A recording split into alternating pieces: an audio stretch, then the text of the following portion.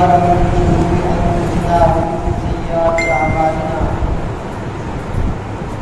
من يهده الله فلا مضل له ومن يضلل الله فلا هادي له أشهد أن لا إله إلا الله وحده لا شريك له أشهد أن سيدنا ونبينا وشفيعنا وحبيبنا وسندنا مولانا محمدا عبده ورسوله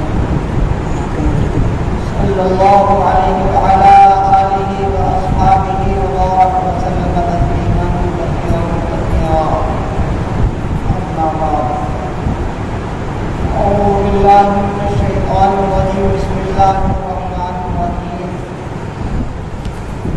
الذين جاهدوا فينا لنهدينهم سبلنا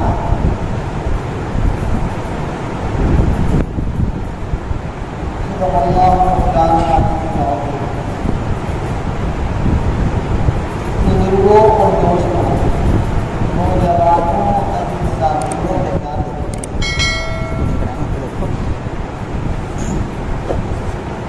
اس انسان کو اللہ تبارک و تعالی نے کسی بھی ایسے عمل کا مکلف نہیں بنایا کہ جس عمل کو وہ انسان نہ کر سکتا. وہ جانور جو بولتے نہیں ہیں، چرندے، پرندے، درندے، جتنے بھی جانور ہیں، انسان کے علاوہ وہ تمام کے تمام جانور خداوند قدوس نے ان کو کسی بھی نیک عمل کا مکلف نہیں بنایا. وہ کھاتے ہیں، پیتے ہیں اور اپنی ضروریات کو پوری کرتے ہیں. صبح میں پرندہ گھر سے نکلتا ہے، شام کو پیٹ بھر کر گھر پر پہنچتا ہے. رات جب ہوتی ہے تو خداوند قدوس کی جتنی بھی مخلوق ہے، کوئی مخلوق اس روئے زمین پر اللہ رب العزت کی بھوکی نہیں سویا کرتی. ہر ایک مخلوق کو اللہ تبارک و تعالی اس کے اعتبار سے جس رزق کی ضرورت ہے وہ رزق دیا کرتا ہے. تو اللہ نے انسان کے علاوہ دوسری چیزوں کو اعمال کا مکلف نہیں بنایا. نیکیوں کا اعمال کا جو مکلف بنایا ہے وہ صرف اللہ نے اس انسان کو بنایا. یہ انسان نیک عمل کرے گا. دو چیزوں کو عبادت کا حکم دیا، دو مخلوق کو عبادت کا حکم دیا، ایک انسان اور دوسرے جنات. انسانوں میں بھی نیک اور بد ہیں، جنات میں بھی نیک اور بد ہیں. تو اللہ تبارک و تعالی نے قرآن مقدس کے اندر ارشاد فرمایا وَمَا خَلَقْتُ الْجِنَّ وَالْإِنسَ إِلَّا لِيَعْبُدُونِ، کہ ہم نے انسانوں کو اور جنات کو عبادت کے لیے پیدا کیا ہے. خداوند قدوس نے اپنی پوجا کے لیے اور اپنی پرستش کے لیے اس دنیا میں بھیجا ہے انسان کو اور جنات کو. تو عبادت کا جو مکلف بنایا، عبادت جو سب رکھی ہے، عبادت جن چیزوں جس مخلوق پر اللہ تبارک و تعالی نے ضروری قرار دی ہے وہ کون سی مخلوق ہے؟ انسان ہے اور جنات ہے. تو اور انسان کو اور جنات کو خداوند قدوس نے اس کی طاقت سے زیادہ وہ اٹھانے کو کہا ہو، اس کی وسعت سے زیادہ اور اس کے بدن کے اعتبار سے زیادہ اللہ تبارک و تعالی نے وہ کسی عمل کو کہا ہو، ایسا نہیں ہو سکتا. بھینسوں کو یا گایوں کو یا اسی طریقے سے چڑیوں کو، درندوں کو، پرندوں کو، جتنی بھی مخلوقات ہیں، ورنہ نماز کا حکم ہوا کرتا اور سب نمازیں پڑھا کرتی ہیں اذان کے بعد. لیکن اللہ تبارک و تعالیٰ نے کسی دوسری مخلوق کو جو ہے کیا اللہ تبارک و تعالیٰ نے کسی دوسری مخلوق کو کسی بھی اعتبار سے کسی بھی نیک عمل کا مکلف نہیں بنایا. نیک عمل کا جو مکلف بنایا ہے صرف انسان کو بنایا ہے. اب انسان اور جنات ان میں بھی اشرف المخلوقات اللہ نے انسان کو بنایا. جنات انسان کے تابع ہیں. کوئی یہ کہنے لگے کہ جنات انسان کے تابع ہیں، ایسا نہیں ہے، بلکہ جنات انسان کے تابع ہیں. یہ جو مخلوقات دوسری مخلوقات ہیں وہ ساری کی ساری مخلوقات تو انسان ہی کے تابع ہیں، انسان ہی کے لیے پیدا کی گئی ہیں، انسان ہی کی فرمانبرداری کے لیے دنیا میں بھیجا گیا ہے. تو اللہ تبارک و تعالیٰ نے جنات کو بھی انسان کا تابع فرمانبردار بنایا. جس طریقے سے انسانوں میں فرمانبردار ہیں اور نافرمان ہیں، اسی طرح جنات میں بھی فرمانبردار بھی ہیں اور نافرمان بھی ہیں. کہتے ہیں کہ فلاں پر جن آ گیا. یہ جو ہم کہا کرتے ہیں کہ فلاں پر جنات ہیں، جنات کا سایہ ہے اور جنات اس کے اوپر آ رہے ہیں، یہ وہ جنات ہیں جو نیک نہیں ہوتے. اور آپ یہ نہ سمجھیے کہ انسان کی مخلوق ہی بہت زیادہ ہے، بلکہ انسان کے علاوہ جنات کی مخلوق بھی ہر وقت ہر جگہ موجود ہے. ہمارے درمیان یہاں ہم بیٹھے ہوئے ہیں، ہمیں بھی علم نہیں ہے، ہم نہیں جانتے ہیں کہ یہاں پر کون سے جنات ہو.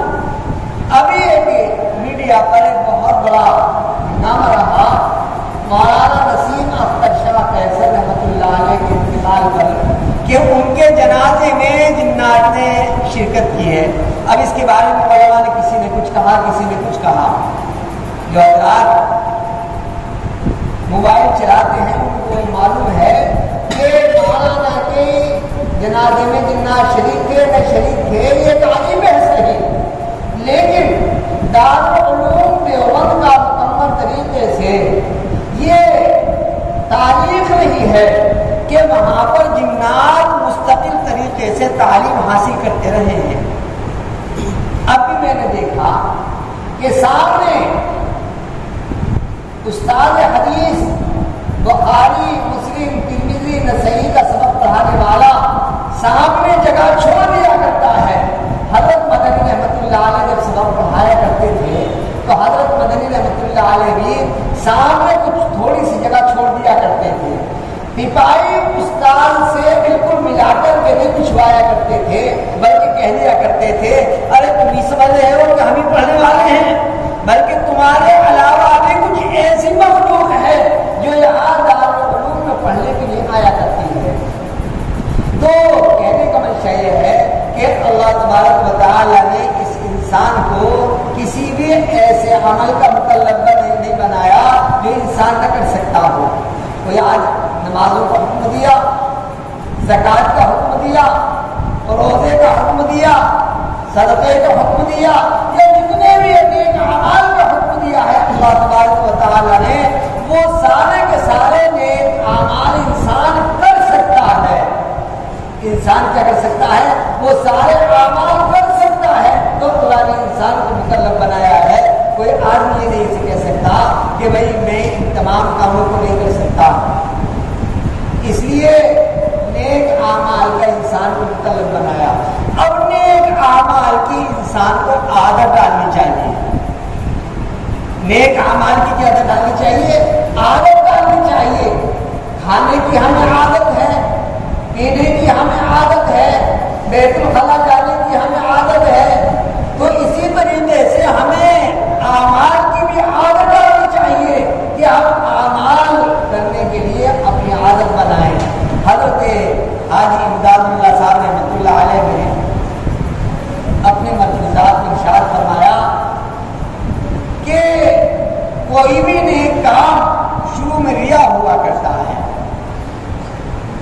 پھر اس کے بعد ریا کے بعد وہ عبادت ہوا کرتی ہے، اور عبادت کے بعد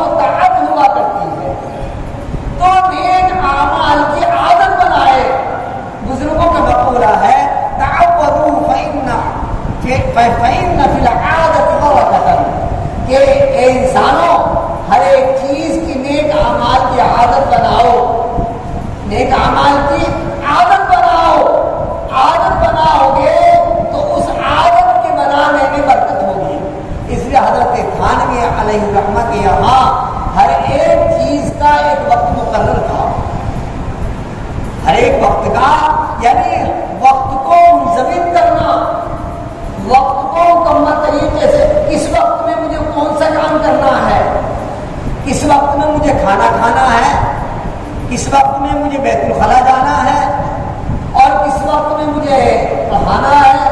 یعنی مکمل طریقے سے 24 گھنٹے کا نظام الاوقات حضرت کے سرحانے لگا رہا کرتا تھا. ہم مزدوری کرتے ہیں، مزدوری ہم کتنے گھنٹے کرتے ہیں، اس میں ہمیں نمازیں بھی پڑھنی ہے اور نیک اعمال بھی کرنے ہیں. تو ہر ایک چیز کا ایک وقت متعین ہونا چاہیے. ہر ایک چیز کا ایک کیا ہونا چاہیے؟ وقت متعین ہونا چاہیے.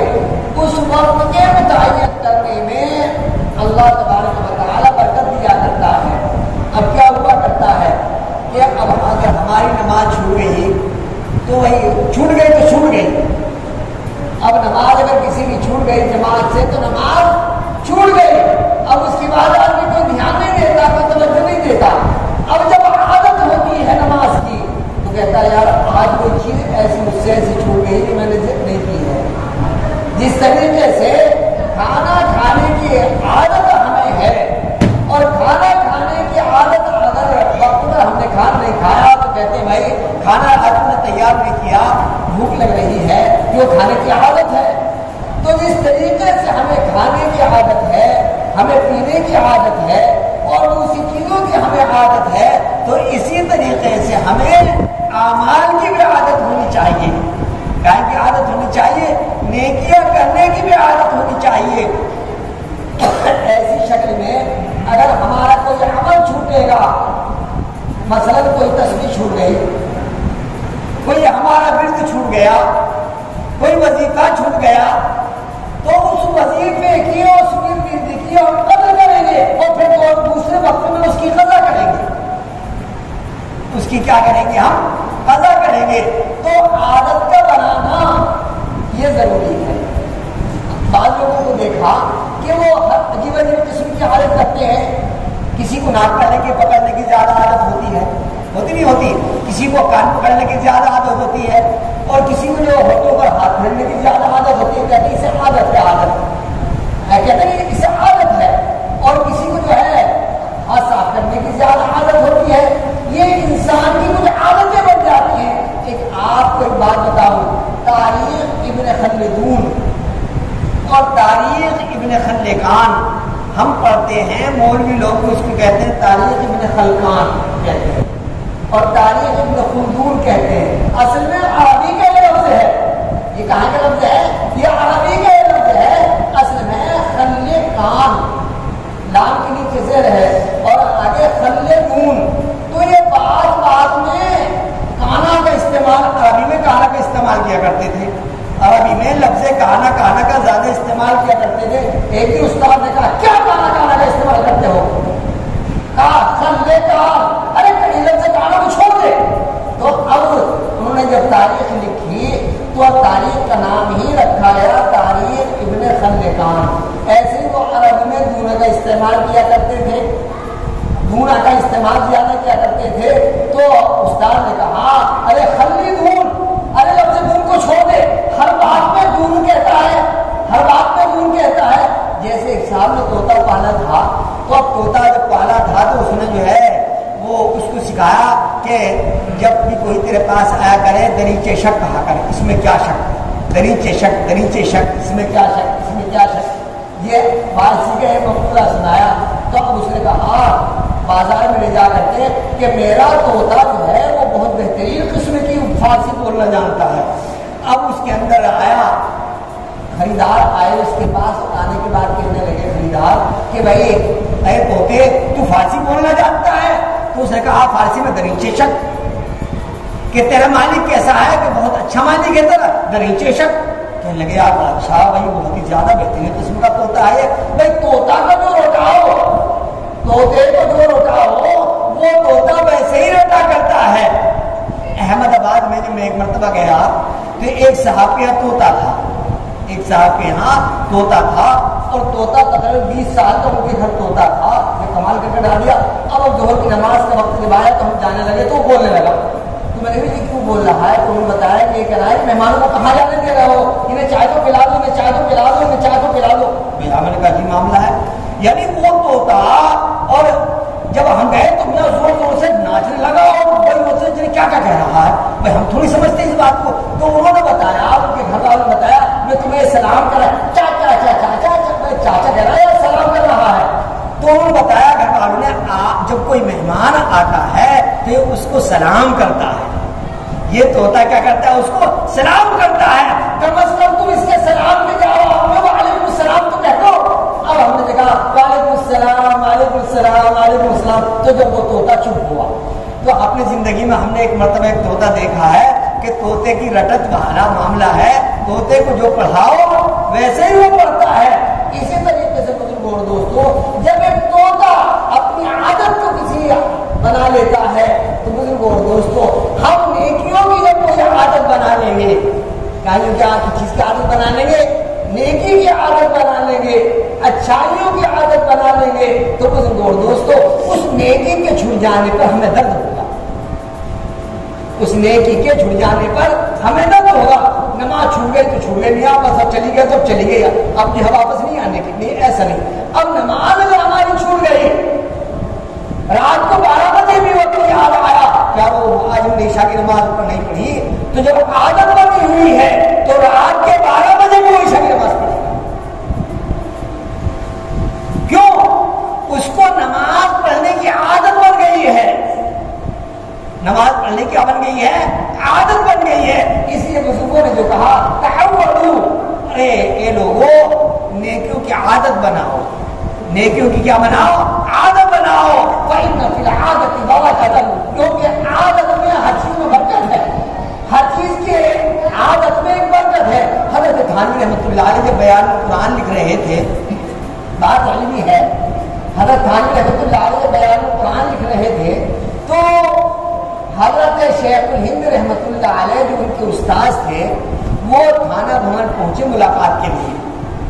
اب جب استاد آئے ہیں ان کا ایک وقت تھا کہ اس وقت میں مجھے بیان قرآن لکھنا ہے, اس وقت میں لوگوں سے ملاقات کرنی ہے, اس وقت مجھے کھانا کھانا ہے اور اس وقت مجھے حقوق کا جواب دینا ہے اور اس وقت میں مجھے جو ہے فلاں کام کرنا. ہر ایک چیز کا ایک ٹائم ٹیبل بنا ہوا تھا اور سراہنے لگا ہوا تھا اور اس ٹائم ٹیبل کے اعتبار سے وہ زندگی گزارا کرتے تھے. کیوں؟ ایک عام ہر ایک سیکنڈ ہر ایک منٹ بزرگ اور دوستوں ہمارا قیمتی ہے. ہماری زندگی کا ہر ایک آن قیمتی ہے. یہ ہمارا جو سانس آ رہا ہے یہ ہر ایک سانس قیمتی ہے. سانس اندر جانے کے بعد باہر کو آئے نہ آئے اس کی کوئی گارنٹی ہی نہیں. باہر سے باہر کو سانس کے آنے کے بعد اندر کو سانس جائے یا نہ جائے, اندر کو سانس جائے نہ جائے اس کی بھی کوئی گارنٹی نہیں ہے. یا کسی قسم کی گارنٹی ہے؟ کسی طرح کی کوئی گارنٹی نہیں. آدمی لقمہ کھا رہا تھا اور لقمہ منہ کے اندر رہ گیا. جیسے حاجی محمد حسین کا انتقال ہوا کہ منہ کے اندر لقمہ تھا اور منہ کے اندر لقمہ وہی منہ کے اندر ہی رہا. بعد میں نہلاتے وقت نکالا اور وہ منہ کا لقمہ بھی اندر نہ جانا پایا اور انتقال ہو گیا. تو کہہ سکتے ہیں کچھ؟ وہ لقمہ جو میں نے اپنے ہاتھ سے اٹھایا ہے اور اپنے منہ کے اندر رکھا ہے وہ لقمہ اس نرخرے سے نیچے پہنچے گا یا نہیں پہنچے گا اس کا تو علم صرف اللہ کو ہے. لیکن نیکیوں کی عادت اگر ہم بنا لیں گے, نیکیوں کا اپنا طور اور طریقہ بنا لیں گے, اپنے اوقات کو ضائع ہونے سے بچا لیں گے اور اوقات کو برباد ہونے سے بچا لیں گے تو اس کے اندر برکت ہوگی. اس کے اندر کیا ہوگی؟ ہماری زندگی میں برکت کیوں نہیں ہے؟ حضرت تھانوی رحمۃ اللہ علیہ نے 1000 کتابیں لکھی ہیں. کتنی کتابیں لکھی ہیں؟ ارے کتنی کتابیں لکھی ہیں؟ 1000 کتابیں لکھی ہیں. حضرت تھانوی رحمۃ اللہ علیہ کا مولانا اشرف علی صاحب رحمۃ اللہ علیہ کا پوری دنیا میں دوسرا نمبر ہے کتابوں کے لکھنے میں. پہلا نمبر ہے انگریز کا. آپ اندازہ لگائیے کس کا نمبر ہے؟ پہلا نمبر किताबों के लिखने में। एक इंग्रेज का नंबर है, इंग्रेज ने कई हजार किताबें लिखी हैं मेडिसिन में। कितनी किताबें, कई हजार उसने किताबें लिखी हैं। और किस अंदाज के साथ उसने किताबें लिखी होंगी, किस अंदाज के साथ उसने किताबों को जो है तहरीर किया होगा। कई हजार किताबें लिखी है उसने। और दूसरे नंबर पर हज़रत थानी रहमतुल्लाह अलैह का, मौलाना अशरफ अली साहब का नंबर है, 1000 किताबें लिखी।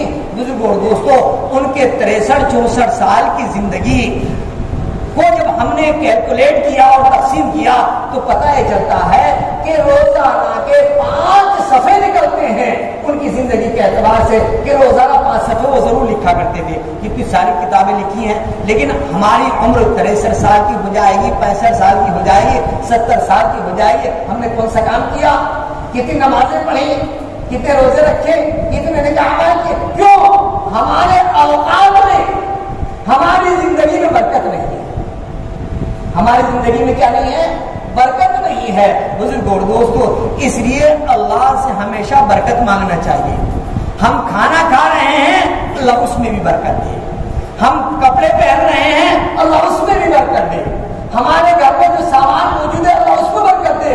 आप ताज्जुब करेंगे हजरत मौलाना मोहम्मद इलियास साहब रहमतुल्लाह अलैह, बानी तबलीगी जमात, जो दावत और तबलीग की जमात के बानी हैं, उनकी चारपाई आज तक मौजूद है।